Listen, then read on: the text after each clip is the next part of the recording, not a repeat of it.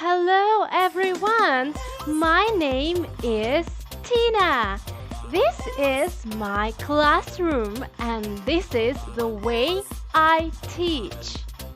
I use props such as puppets, flashcards, whiteboard, toys, magnets,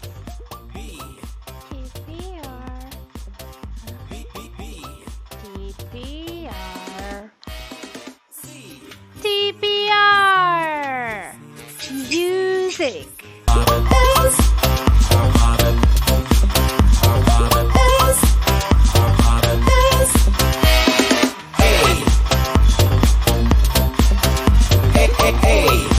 Dice games, lucky wheel games, phonics games,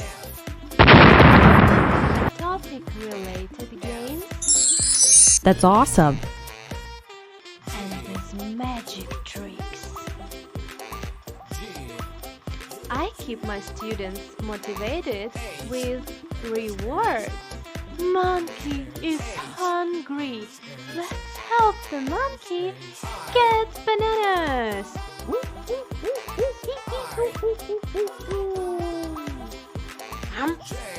Let's build a house.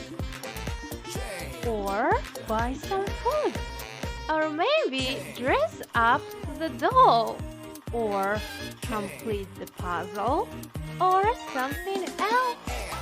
I always correct the mistakes. Dog. Dog. Dog.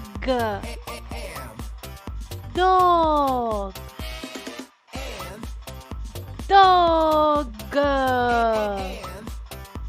Dog. Dog. Dog.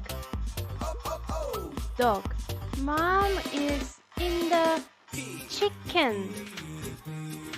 In the chicken? In the kitchen. I have high-speed internet. I respect the company rules and regulations. I'm never late and never finish my class early. And that is why my students keep rebooking my classes. So I hope this video is useful for you guys and good luck! Hi guys, it's me, teacher Chantal from Hellokid, and today we are going to talk about ways to do better in your classes. So here we go. Number 1, be enthusiastic and smile. We want to see your teeth. But if you are enthusiastic, energetic, and full of life, your students will catch on. They don't like a grumpy teacher. No. But we do like a happy one. Yes! Second, use TPR and props.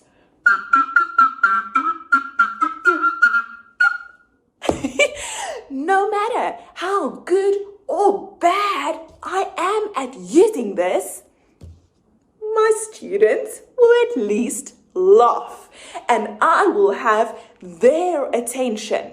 So whip it out and let's go. Song time, song time. Number 3, figure out what your student likes. Is it computer games? Singing songs? Or getting trophies? Whatever it is, incorporate that into your lesson. If they like it, reward it. Use that as your reward system. Number 4, praise. Yes, good job. You can do it. Wonderful. Yes, yes.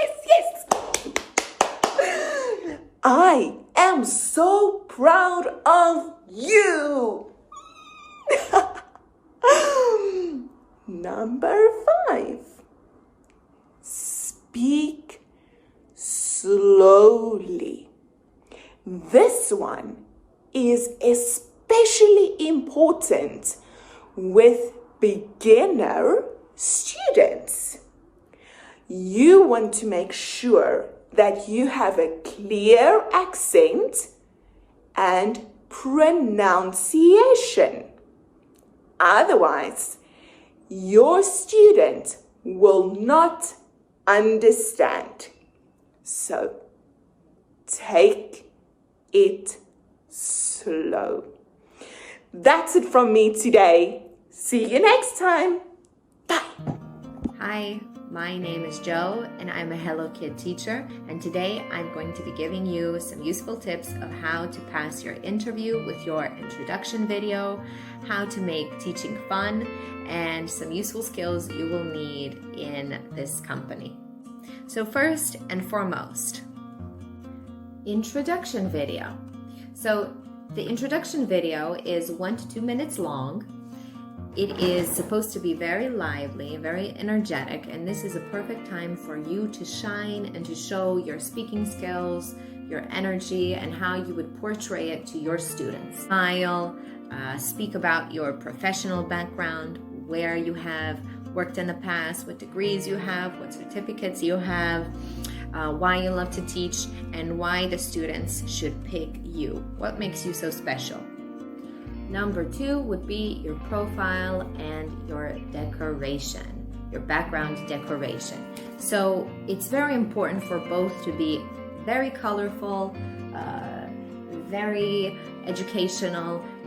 You can have some numbers, you can have alphabet, you can have symbols, you can have phonics, sight words, any types of educational pictures I would prefer. In my case, my background is it's very big, but this took a lot of time, and I have been teaching for a couple years now, and so I invested in it more and more as time went by. Of course, you don't have to go so big in the beginning. So I have found that it's very useful to put the sounds up on the board with my little sticky notes.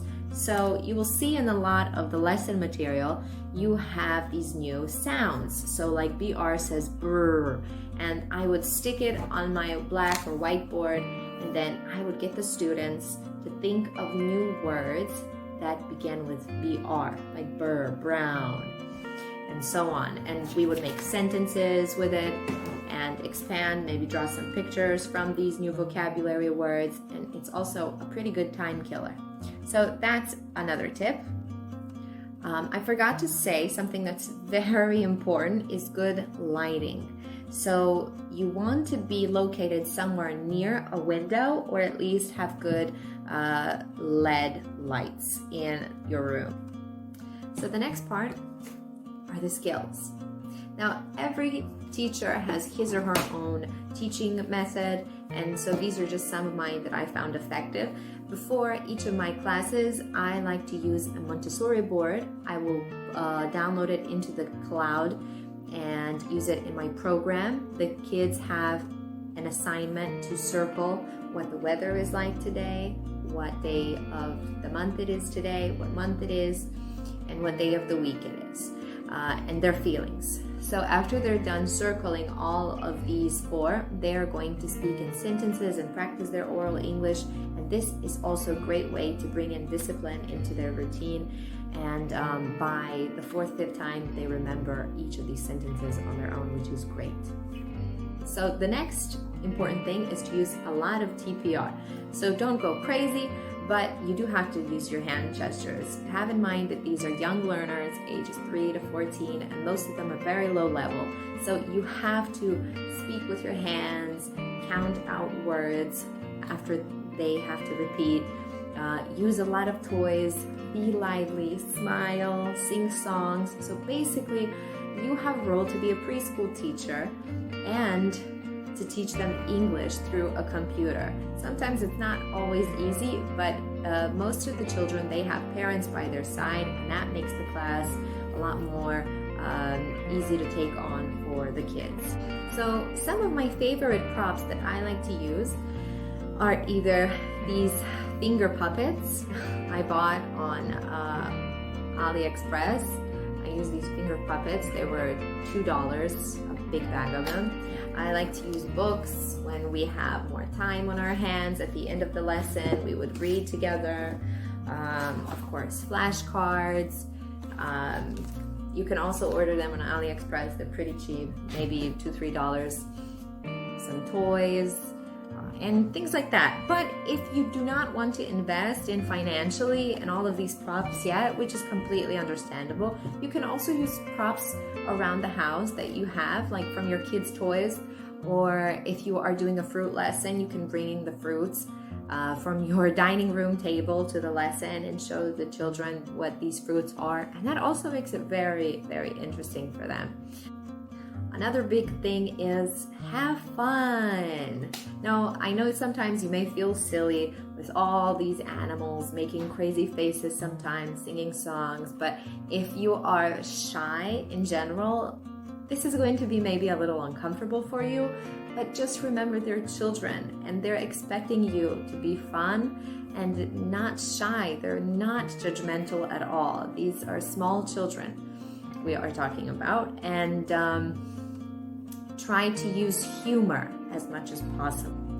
Number 4 would be the use of the program ClassIn. Now, you have many different tutorials online, as well as you can see on some of our Hellokid teacher Facebook groups of how to use the ClassIn program to its fullest. So it is a program for itself, and you can use the cloud to download a lot of material and to not have to upload every single material on its own every class. So it has a memory, and it is very, very easy to use after you get the hang of it. When you're using ClassIn in class throughout the lesson, I think it's very important to use the highlighters, and you will see the yellow following dot when the children are reading. So it's also important for you to be patient, but to be aware of the time during the lesson. So if you are on half of the lesson and you're still on page 5 and there's 25 pages, you might want to try to speed up a little bit. Also, in this program of ClassIn, you can use different award systems.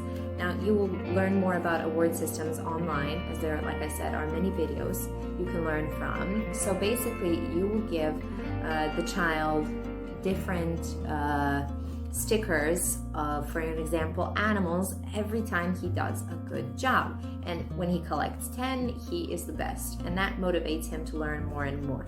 So I like to do these award systems in a more educational way. So I would write sentences or words underneath them where they have to repeat or remember or say these different sentences when I move these stickers. So again, they're practicing their oral English. It's not just some sticker on the screen.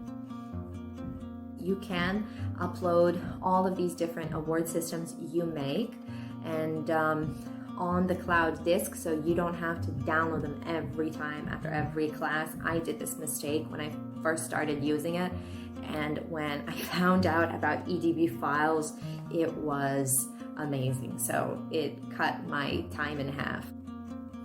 So just remember to always have fun with it no matter what, and I hope I helped you in today's video.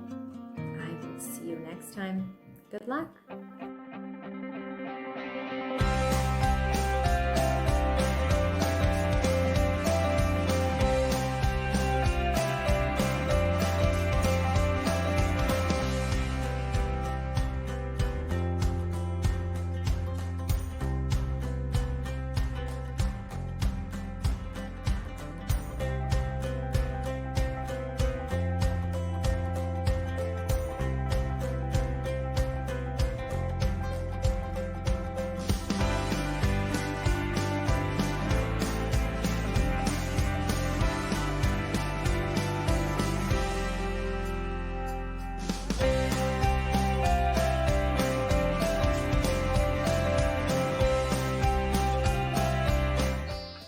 teacher Shanna, and I'm here to give you my top 5 tips to start your journey teaching at Hellokid. Number 1, always be prepared for your lessons. It is very important for you to know what's coming so you can feel more confident at the time of giving your lessons and you can have more fun. So what I normally do is that every day when I finish my lessons, I go through the presentations, through the material for the next day, of my lessons for the next day, so I can be prepared, okay? I can get ready with whatever realia I might need, or I can get all my props ready for the next day. Now, my tip number 2, be prepared for any eventuality. What does this mean? It's always a good idea to have a good internet packet on your phone in case you have any issues, to get a battery for your modem in case you get out of electricity. It's always a good idea to get a UPS so you can continue running your laptop no matter what. This will help you to carry on teaching under any eventuality. Have a backup for all your equipment so you will have peace of mind and you can just focus on teaching. Now, my tip number 3, it's mainly for younger learners, okay? It's important to be silly, right? So what I mean that if you need to bark, then bark. Or if you need to meow, well, then meow. Or if you think you need to make it rain, make it rain. Do whatever it takes to keep your kids happy, to keep them having fun and busy and engaged. This will make the lessons better for you and for them. Now, my number 4 tip is more for older students. Always prepare something more than your material. Prepare questions, prepare games. Why I say this is because some of our older learners tend to get into a temporary classroom and they go through the material before the lessons. They're prepared. They're ready. They have all the answers for the exercises. So their lesson can be a bit boring because they kind of already know what are you going to ask. But if they know that you normally ask questions above whatever is in the material, you keep them on their toes. They will stay engaged. They will keep on paying attention to what you're doing, what you're explaining, because they know any moment you're going to ask them something that it was not in the material and they need to be prepared.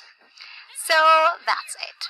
And my number 5, and the most important one, is to have fun. It's all about having fun with our kids. Make your lessons enjoyable and they will be memorable. Thank you so much for watching. Bye-bye. Good luck.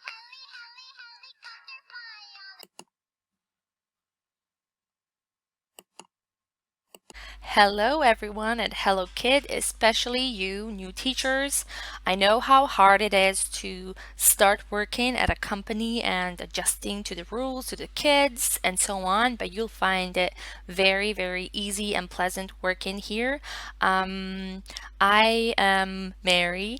I have been teaching at Hellokid for 2.5 years now, and my booking rate has been awesome ever since I started, and like it's consistent. This is why I would like to share some tips with you, and today, because of the time limit, I'm sharing 5 tips. So let's get started. Tip number 1, focus on those demo lessons. Demo lessons are really fun, however, they're very challenging. How? You need to show a lot of skills and be lucky in order to attract the student and get him or her book your lessons and become your regular. What does that mean? Well, It's easy if you start with the basic things, communicating with your staff, with the staff of Hellokid, with your FM if you need to, communicating with the parents, reading the notes when they leave them about the students, and applying all of that in your class. So make it fun, make it engaging, and listen to the student and their parents as well. So that's tip number one. Okay, tip number two is to continue with the previous one, prepare well for the lesson. Um, Prepare your classroom for your lesson. I mean, your classroom can be a chameleon. Like if you put the shark here and you're able to move it somewhere else and add something else instead that's connected to the lesson, that's awesome. If not, use props like anything that you have in your classroom can be a prop and can be interesting to the student. However, be careful how you use the props, how much you use the props, and like if you need to use them or not. Like if you feel that your student's attention has shifted somewhere else, use the props to help you and to help the student like refocus on the lesson. So that's tip number two. Tip number three is to be ready to improvise. So every lesson is a lesson of its own. Every student is a student that has a different personality and different language skills, and lessons also come and go. Demo lessons can change in a second. Like you may have a student booked for a certain period of time, and then a minute before the lesson should begin, you get another student with another demo lesson. So get ready to improvise. Do not worry, you can do it. Just make sure you focus on the task. Make sure you focus on the abilities of the child and to make the child feel happy in your classroom. So yeah, that's your tip number three. Tip number four is to try and include the parents. If they're there and you can see them, like it's easy, you can say hello, hi, is that your mom? Ask the student if it's their mom or dad or grandpa, grandma, any family member. Respectfully say hi to them. Don't spend a lot of time on talking to the parent unless they like want to ask you a question. Focus on the student. However, include the parent. This is a way that you show respect and also willingness to collaborate with the parent in order for their child to have the best time and also learn a lot in your lesson. So yeah, that's your tip number four. Tip number five, the final one for today, is to find your own teaching style. We learn from other teachers, we learn from our colleagues, and we learn a lot from the kids.